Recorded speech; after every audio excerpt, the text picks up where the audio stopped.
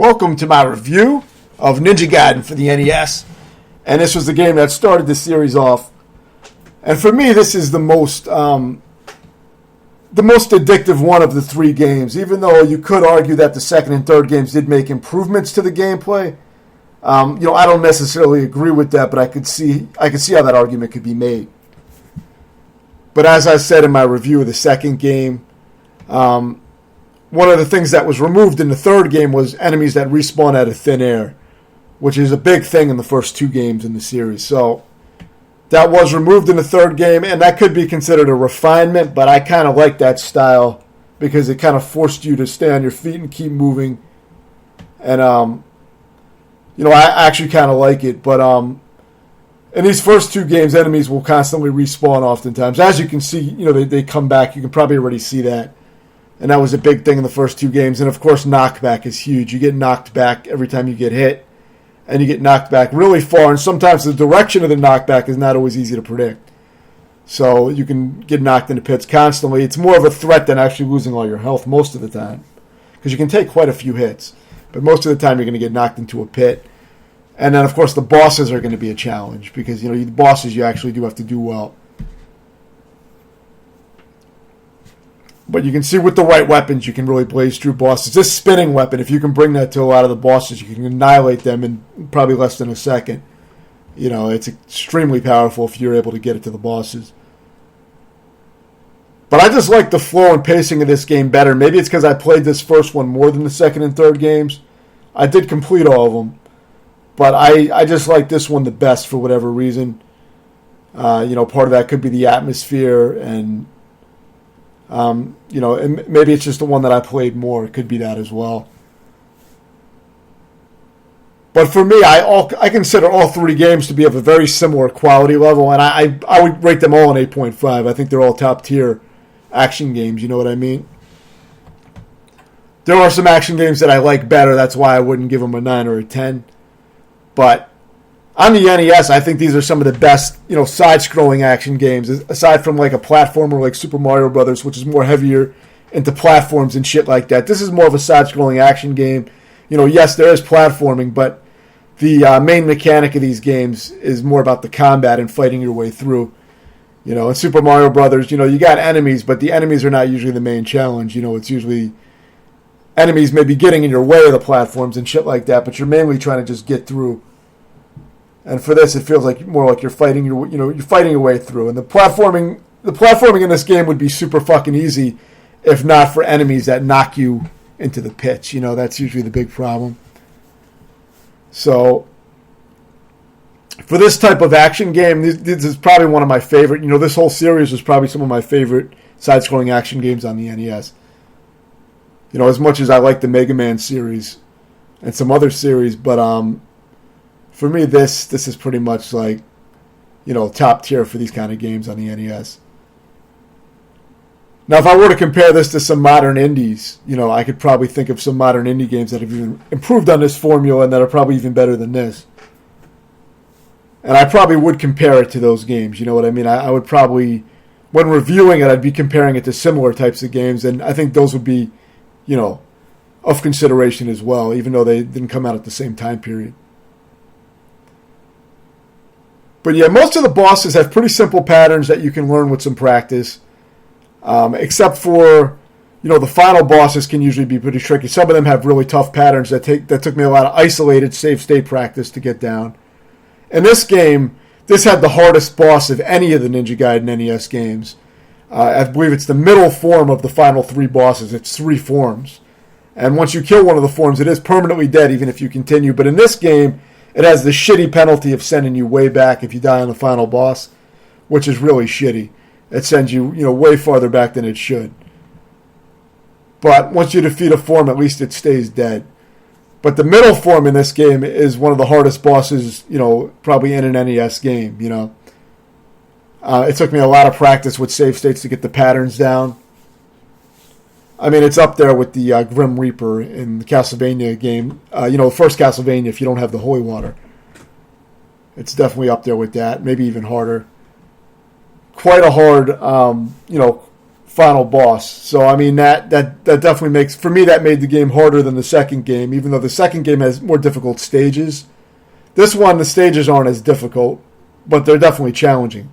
Don't get me wrong, it has some of the harder stages, I think, and compared to some NES games. There are some tricky stages, but I never had that much trouble with the stages, in more recent times when I played the games. But that middle form gave me a lot of trouble, and if I wanted to beat the game again, I'd really have to practice that middle form again. The hardest of the series is definitely Ninja Gaiden 3 because it has limited continues. You take more damage from hits, and there's much less checkpoints and shit. With these two games, they give you checkpoints every section pretty much. So they're pretty forgiving with that, but once you lose all your lives, you are sent back out to the continue screen, which you have unlimited continues, but then you'll be sent back to the beginning of the stage. So it'll be usually the first section, or the first section of the stage. But, once you get the pacing down, the action is nonstop. You can move really fast. And the game has a great flow to it. And the control, it was one of the only NES games that really did that type of control where you could latch onto walls and wall jump and jump from wall to wall. It was very unique in that regard. You don't even see many NES games that even did that. I mean, you have games that had aspects of that, like Batman for NES. You could kind of briefly touch the wall and bounce off of it. But this game, you had a lot more control of that. Now, I believe in the first game you can't climb up the walls without, doing kind of a more advanced maneuver of jumping off the wall and back on again rapidly, which takes a little practice. But I believe in the second and third games they allowed you to climb up the walls freely. Once latched on, you could climb up and down the walls, which I would say is an improvement. So now you're seeing the final bosses. And there's 3 forms. And they're all pretty challenging, but the middle form is the real part that gave me a lot of trouble. These other 2 forms are really not too bad if you play them carefully. But the middle form can be very tough to get the rhythm to the fireballs. The fireballs are quite difficult to read. And there's definitely just a learned play pattern to it that you got to get down. You got to get into a groove with it. And it took me a while to even find a rhythm with it. I couldn't figure out how to dodge the fireballs at all for a while. I practiced that for a long time with save states, just starting, a save at the beginning of the boss fight and just practicing for a very long time until I was comfortable enough to get there and beat it legit.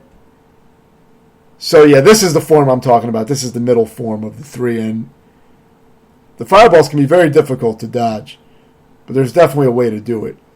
It just takes practice to be able to read them and keep moving. They really home in on you, and it can be a tough pattern. But it is a very cool fight, and it definitely tests your skill. It makes sure that you really practiced it and learned it. It can feel like bullshit when you don't understand the way the fireballs work. And I do cover that in the tutorial. So in that tutorial, I will explain how I learned it and practiced it and what I was trying to do exactly. So I'll link that in the description. But I wanted to show the full final bosses just to, give a feel for how the game concludes and how the gameplay is. These are a good showcase for the gameplay. This is also going to be the hardest part in the game, so you can get an idea of what you're up against if you want to beat the game. It'll give you some idea, but not really because, whenever you see a clean playthrough of something, it makes it look a lot easier. So, but you can get an idea of what to expect. It's definitely a challenging NES game. I don't think it's one of the hardest NES games or even close. I see these games and Contra, mentioned in that conversation, and I wouldn't put any of the 3 Ninja Gaiden games or Contra, even close to the hardest games.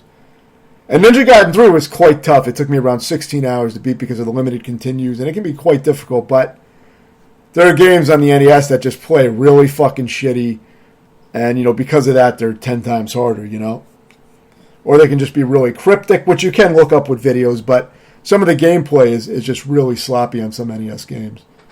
This was before quality control was really done too well on games. And you have your cutscenes, which were new at the time, which is pretty cool. That you get some text and some pictures and shit, and it tells a story between stages, so that was cool. it was very impressive looking at the time. Especially the intro to this game is really cool with the, I believe you kill your father or some shit. There's like a sword duel. Very, very cool scene. Or your father gets killed. I don't think you fucking killed him. That would be kind of fucked up. But it shows how much attention I pay to story in games. Not too much. But it is cool that there's cinematic scenes and shit like that. And the pixel art was really nice in those scenes. And, the music is also top tier in all three games. Really good fucking soundtrack. Visuals are great. So yeah, I'd give this game an 8.5 out of 10 like I did with the other two NES games, in the trilogy. And you definitely don't want to play this Super Nintendo compilation called Ninja Gaiden Trilogy. That has really laggy control. It's really bad. So if you're going to play it, emulate it, or play it on an original NES. Because, I play everything on emulation, all these old games now, but